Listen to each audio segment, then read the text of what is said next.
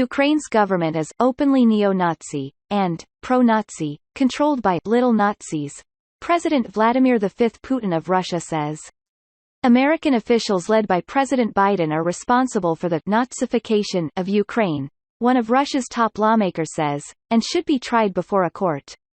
In fact, another lawmaker says, it is time to create a modern analogy to the Nuremberg Tribunal, as Russia prepares to denazify Ukraine. In case the message was not clear, the Kremlin's Marquee weekly news show aired black and white footage on Sunday of German Nazis being hanged on what is now central Kyiv's Independence Square. The men drop, dangling from a long beam, and the crowd cheers.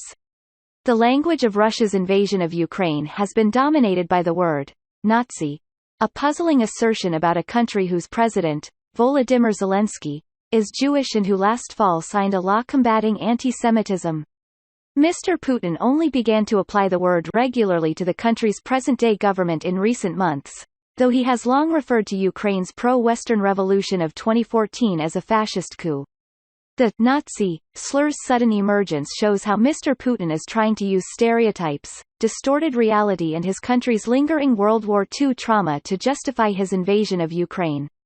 The Kremlin is casting the war as a continuation of Russia's fight against evil in what is known in the country as the Great Patriotic War, apparently counting on lingering Russian pride in the victory over Nazi Germany to carry over into support for Mr. Putin's attack. This rhetoric is factually wrong, morally repugnant and deeply offensive, scholars of genocide and Nazism from around the world said in an open letter after Mr. Putin invaded. While Ukraine has far-right groups, they said, none of this justifies the Russian aggression and the gross mischaracterization of Ukraine.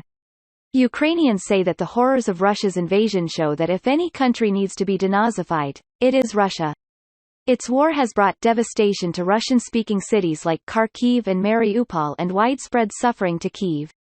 And Mr. Putin, in a speech on Wednesday, used the us versus them language of a dictator to proclaim that Russian society needed a self-purification from the pro-Western, scum and traitors, in its midst.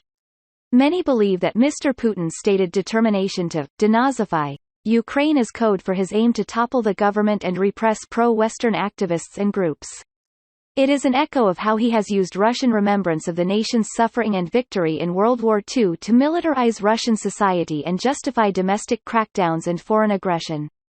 Ukrainians have closed ranks behind Mr. Zelensky, however, causing Mr. Putin to escalate the brutality of his war.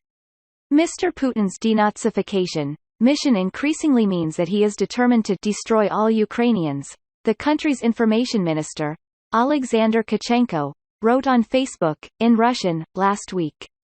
This is worse than Nazism, Mr. Tkachenko wrote.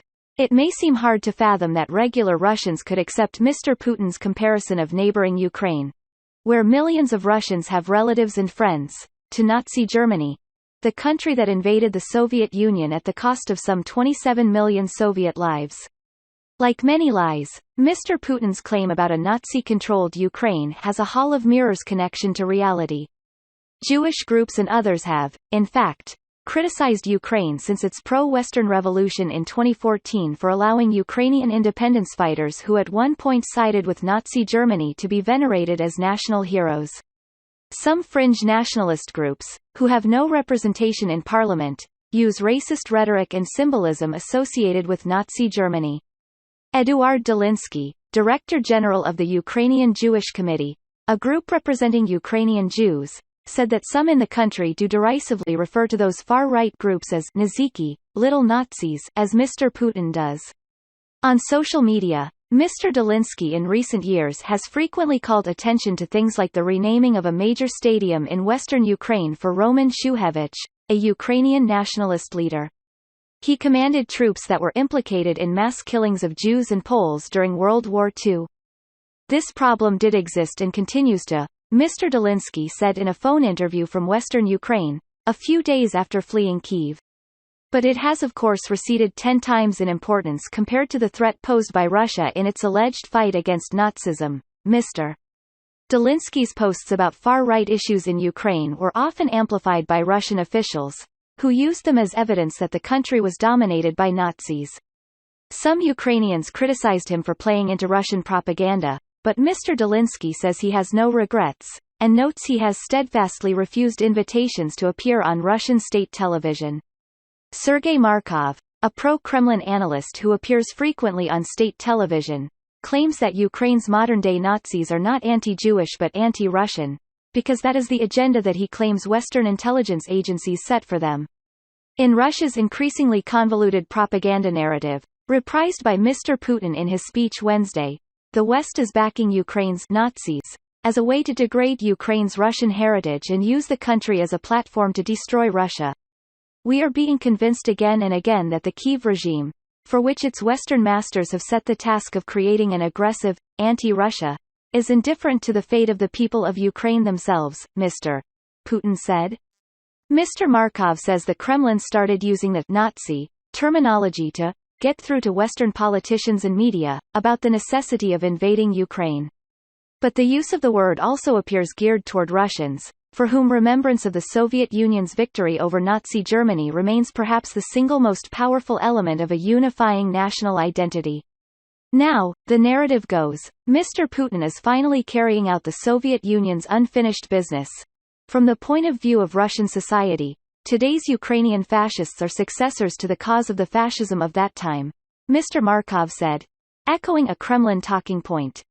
Even as state television ignores the devastation that Russian forces are causing in Ukraine, and the mounting tally of Russian casualties, it is filled with reports about Ukrainian extremist groups, ones that in reality occupy a marginal place in Ukrainian society. Reports about streets being renamed for Stepan Bandera, the Ukrainian nationalist leader who at one point sided with Nazi Germany against the Soviets, before the Germans turned against him and put him in a concentration camp, offend older generations of Russians who heard about the evils of Nazi collaborators. With Ukrainian nationalist groups now playing an important role in defending their country from the Russian invasion, Western supporters of Ukraine have struggled for the right tone. Facebook last week said it was making an exception to its anti-extremism policies to allow praise for Ukraine's far-right Azov battalion military unit, strictly in the context of defending Ukraine, or in their role as part of the Ukraine National Guard. Russia's state media seized upon Facebook's move as the latest proof that the West supported Nazis in Ukraine.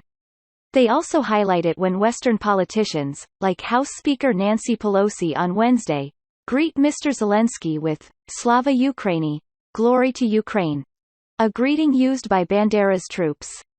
For people socialized in this Soviet culture, these are definitely negative associations, said Vladimir Malikov, a historian at the Moscow School of Social and Economic Sciences who studies nationalism and ethnicity.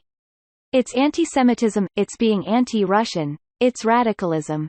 Mr. Zelensky, of the Ukrainian Jewish Committee, noted that there have been many Jews among the 3 million Ukrainians who have fled the country, and that some may not return.